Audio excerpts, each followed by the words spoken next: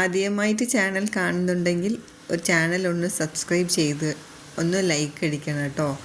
അപ്പം പൊട്ടാറ്റോ ഇതുപോലെ തന്നെ സ്ലൈസ് ചെയ്ത് എടുത്തിട്ടുണ്ട്.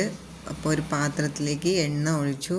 പൊട്ടാറ്റോ മുഴുവനായിട്ട് ബഞ്ചായിട്ട് ഇടരുത്, ഓരോ പൊട്ടാറ്റോ ആയിട്ട് ഇട്ട് കൊടുത്ത് നല്ല ബ്രൗണായിട്ടുള്ള ഒരു കളറിൽ വറുത്ത് കോരി എടുക്കുന്നുണ്ട്.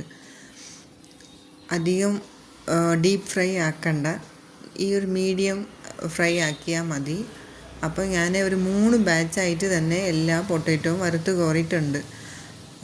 പിന്നെ അതിന് ശേഷം എണ്ണ ഒന്നും കുടിക്കത്തില്ല, ഇത് 3 ബാച്ചായിട്ട് മാറ്റിയിട്ടുള്ള ഒരു എണ്ണയാണ് കേട്ടോ. ആ പാത്രത്തിൽ തന്നെ നമുക്ക് മുളക് പൊടിയും ഉപ്പും മാത്രം ചേർത്ത് കൊടുത്ത് മീഡിയം ഫ്ലെയിമിൽ നല്ലവണ്ണം പച്ചമണം മാറുന്നവരെ വറുത്ത് കോരി മാറ്റിയിട്ടുണ്ട്.